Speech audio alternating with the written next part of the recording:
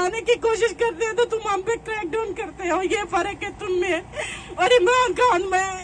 अल्लाह की कसम, इमरान खान गद्दार तो बहुत दूर की बात। उसने तो कभी ये भी नहीं सोचा कि मैं अपने मुल्क में कोई थोड़ी सी करप्शन करके या कुछ भी गलत करके अपना फायदा कर सकूं।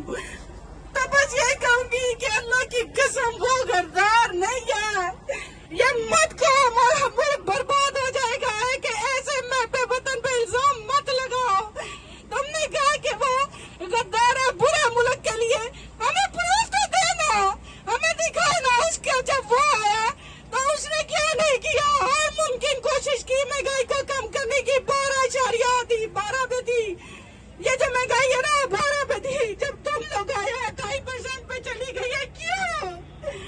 क्यों चली गई? अगर बुरा था तो मस्जिद तो और नीचे 12 से भी नीचे लेके आते, लेकिन तुमसे कभी नहीं हो सकेगा ये, क्योंकि वो ही कर सकता है जो मुल्क से मोहब्बत करता है, गद्दार नहीं कर सकते।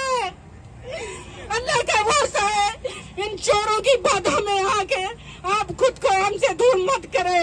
आप लोगों की वजह से हमें और हमारी वजह से ही आप फौज लोग भी है।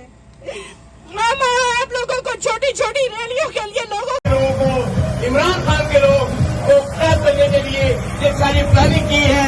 इंशाअल्लाह ताला इनकी प्लानिंग खत्म होगी और इंशाअल्लाह नाकाम होगी।